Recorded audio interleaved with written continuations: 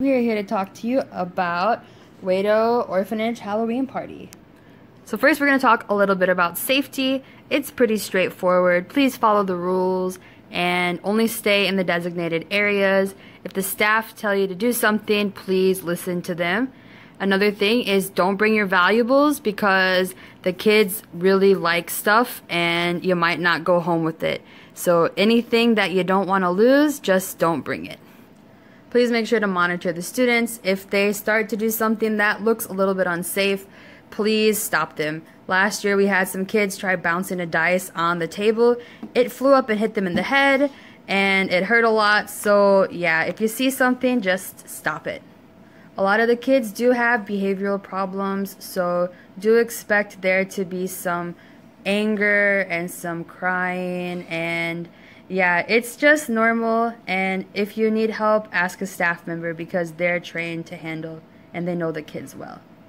So on that day, we'll meet at the park across from the orphanage, and I'll have some paperwork for you to sign. Please remember to bring your ARC card number and your identification. We'll fill out the paperwork and then we'll go into the orphanage together. We are going to be inside of the cafeteria. There are some tables and that's kind of where we're going to be doing all of our games and activities. So the very first thing we're going to do when we go in is we're going to lay some paper down on the tables. And we do this every time we go.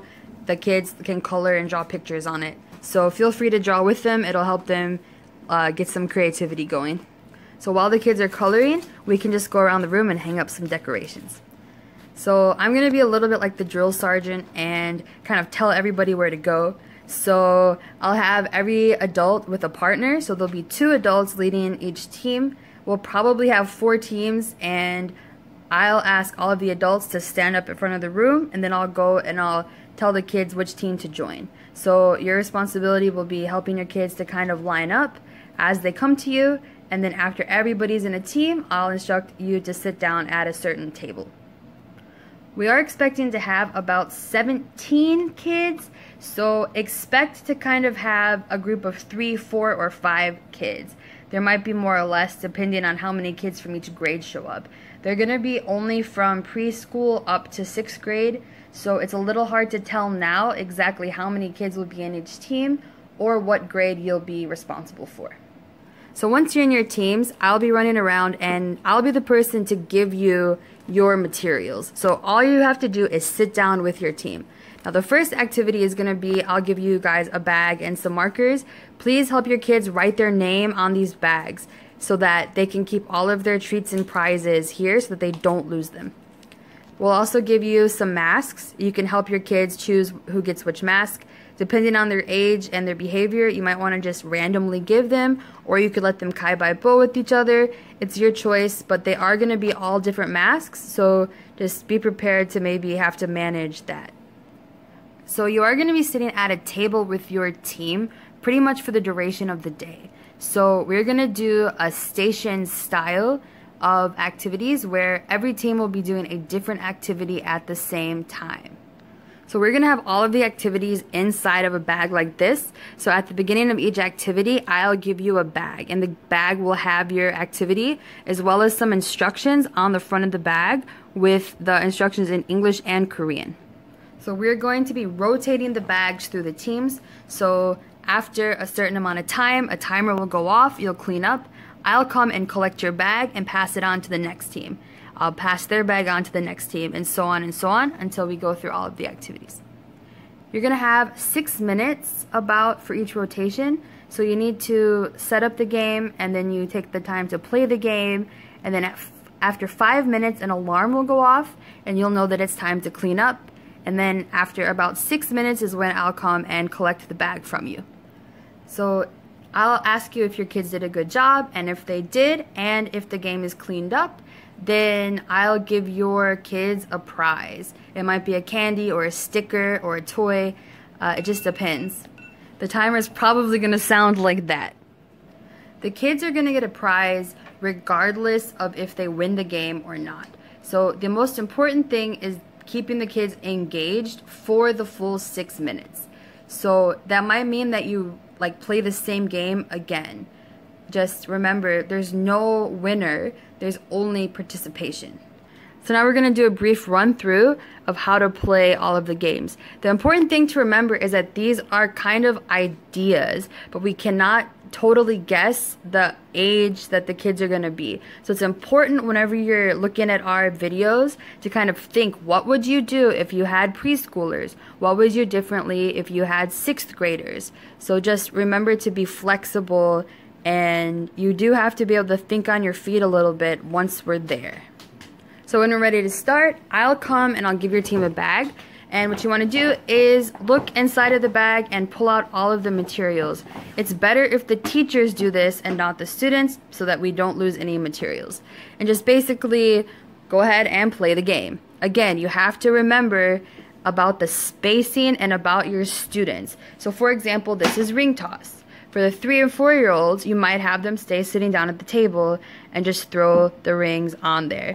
But for the 6th graders, you might want to take them to a clear space in the room, have them stand up, and try to throw it at the hat from far away. So again, it's going to depend on you and the kids that you have. You have the freedom to do what you think is the best, as long as it's within the time frame and as long as you're cleaned up when that final timer goes off.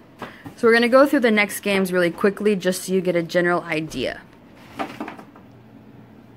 So this game is like Korean Jacks. Basically, you have 5 spiders, pick them up, throw them down, pick one spider up, throw it up in the air, pick up the next spider, and you keep going. The kids are going to know how to play this game because it's a common school game.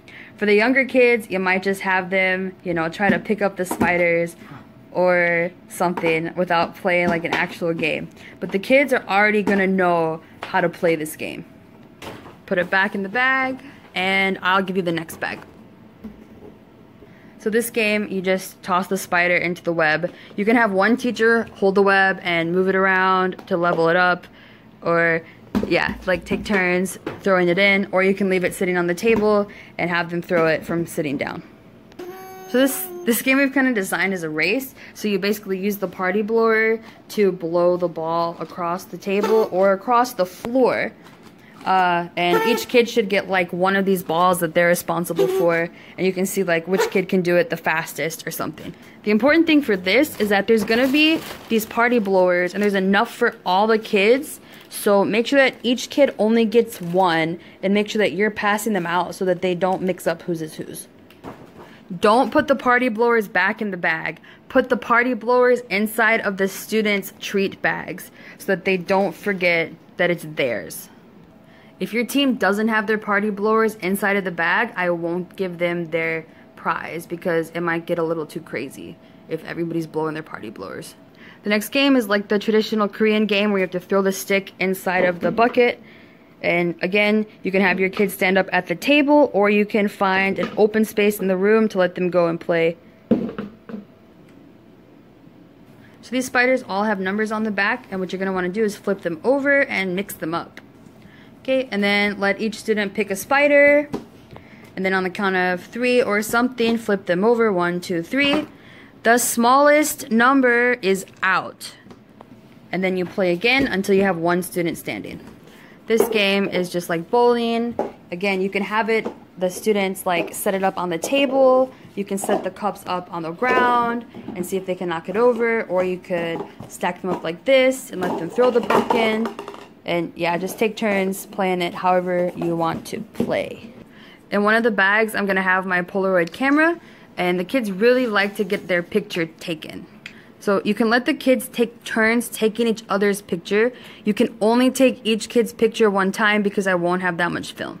So to turn the camera on, you push this button here. It'll pop the lens out.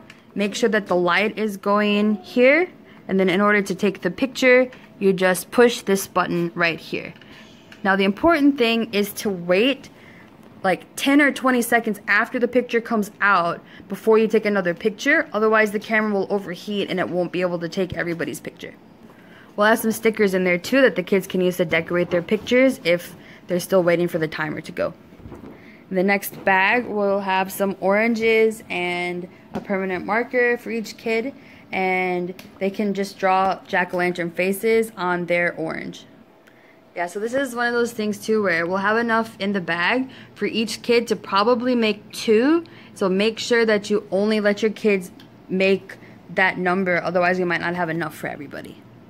And when they're finished with it, just let them put it in their treat bag. And their Polaroid picture should also go inside of their treat bag. This game is kind of like, next game is going to be kind of like hot potato. We're going to have an old phone and a Bluetooth speaker.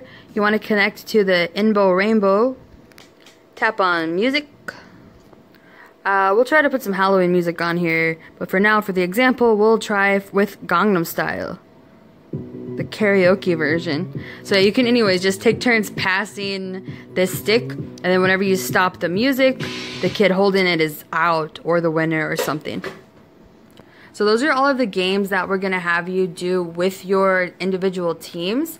And those are the only ones that are going to be on rotation. So now we're going to move into the next section, which is group games. This is a game that we're all going to be playing at the same time, but you are going to be only working with your group of students.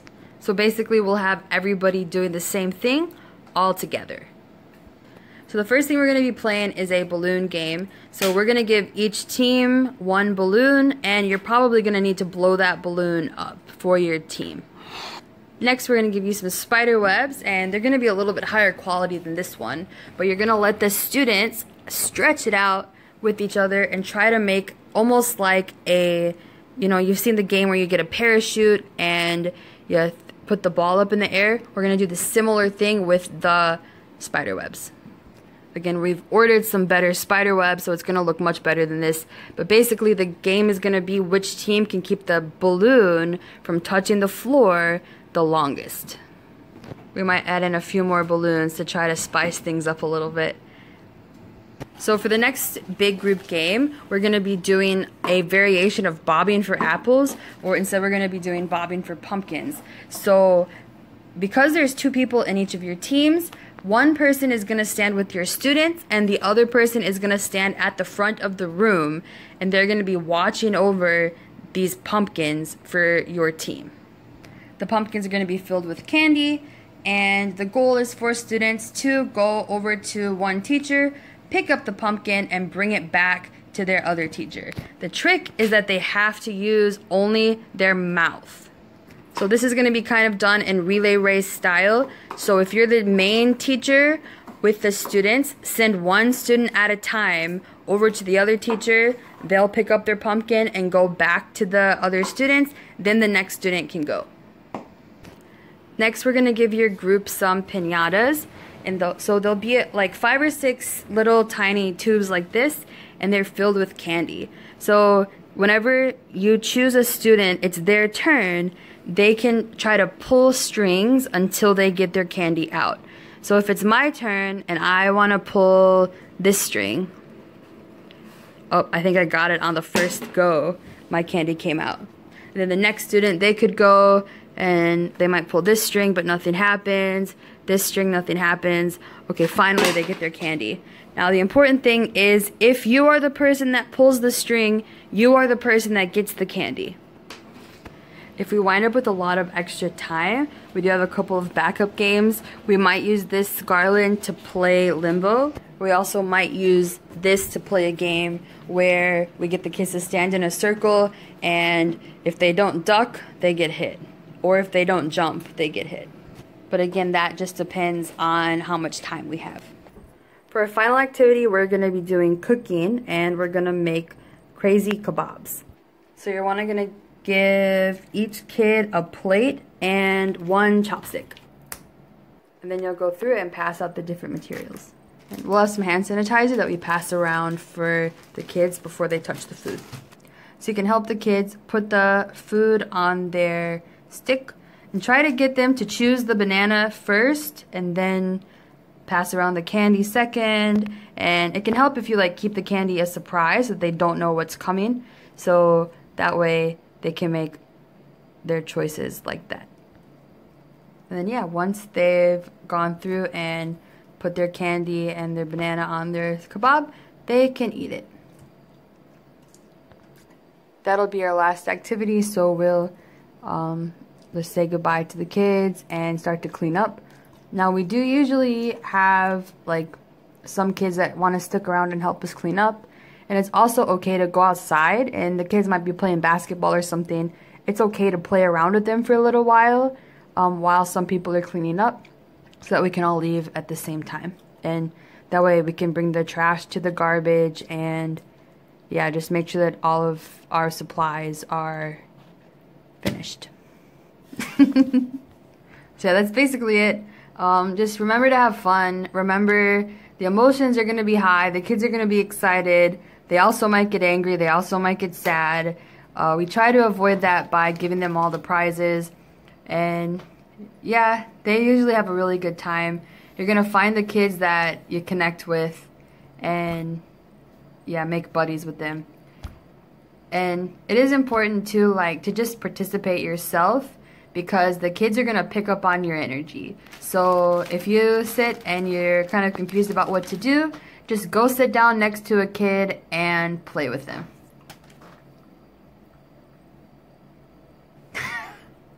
Alright.